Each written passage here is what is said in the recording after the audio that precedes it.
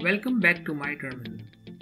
This video is the first from the series Living in the Command Line, which is based on an alternate mode of computing that not many of us are used to, but is arguably faster, more productive, and fun too.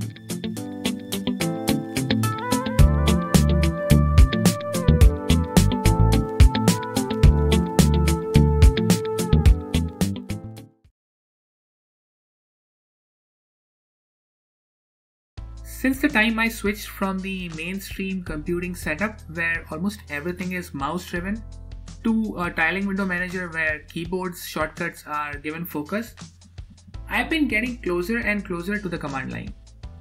If you're not aware of what a tiling window manager is, you can read about it here on Wikipedia.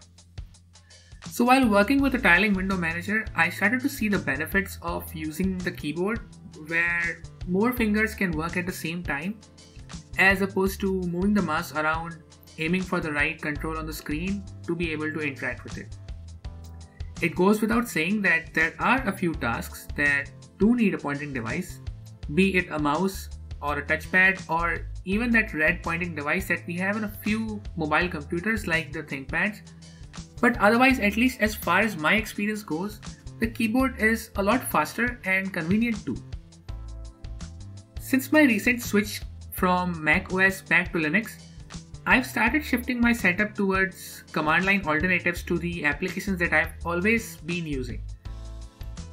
This is where this idea came up that rather than keep using the CLI applications I use daily, how about I explore the other areas of computing and find out what else, or rather what all one can do from within the terminal in 2021. When I started researching on this series, I came across several other tutorials on the web in different forms like written posts, videos, etc. And one such old example I came across is this one on Medium. The article mostly talks about the nerdy stuff one can do over the command line, but I plan to talk about more tasks, including the things our non-nerdy friends do on a computer.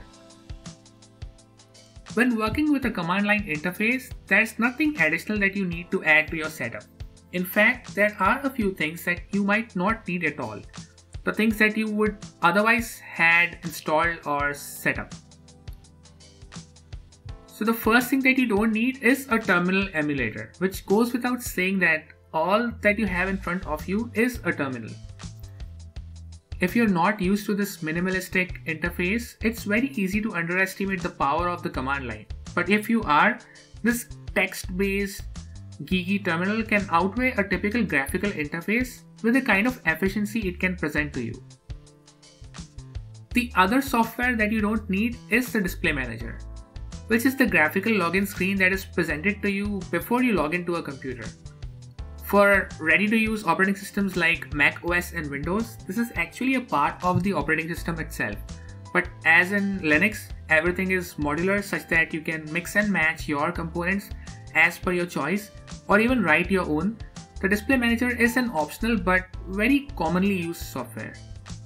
When working with a terminal, you may not need a login screen at all, as you can very well log in from the terminal itself. You may still need it if you're simulating a command line interface while being inside a graphical one.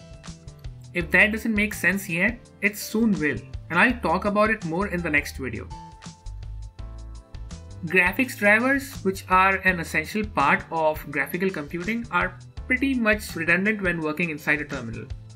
Though the means of installing graphics drivers on Linux has improved significantly over the years, I still think it's arguably easier on Windows. Not to mention the numerous times my Xorg server has been rendered completely broken with an NVIDIA update or even the Linux kernel update. A significant contributor to this issue may be the fact that I use a rolling release Linux distro like Arch and I run my updates often. But anyway, the point is that you don't have to deal with such issues if all you're interested in is mere text on a terminal, at least in most cases. Speaking of my Xorg server, you don't need a windowing system altogether. This means there's no Xorg, neither Wayland, nor any other such software. It's just your keyboard, you, and the computer. This obscure mode of computing has several advantages as well. So to start with, you don't need to move your hands away from the keyboard, and that automatically means increased productivity. As you're not moving your hands around, you can spend all that extra time typing and effectively can do more. Then, given how less processing is required to present the output of a command or an operation to the user, the command line is usually faster. The absence of graphics makes a huge difference in the speed of the machine itself. Then lastly, along with the boosted productivity of the computer and also the operator, the throughput can be further improved by automating tasks, which is way easier to commands. Your frequently used commands can be scripted and run even more effortlessly, either manually or through an automated process like a cron job. Everything that has advantages also has some or the other disadvantage. You might still need to move away from the terminal for things that you absolutely need graphics for. And then for some tasks, even if they can be performed over the command line, and I hate to say this, they are just better done through a graphical interface, at least for the normies. Now, I don't have examples for you here, but we can talk about this in detail in future videos. So as per the plan, in the upcoming videos, we'll go through a few areas of computing, one area at a time, where we'll not go very deep into the details of the tools that we'll discuss, but at least talk about the options we have to be able to perform a particular task through the command line.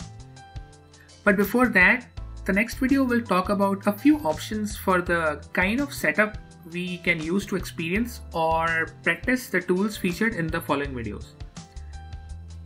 That's all that I have for this video, so let me know if you liked it through either the like unlike buttons or through your thoughts, feedback and ideas in the comments. You can also choose to subscribe to show me your support and encourage me to make more of such videos. Thanks for watching it till the end. May the maker watch over you. See you in the next video.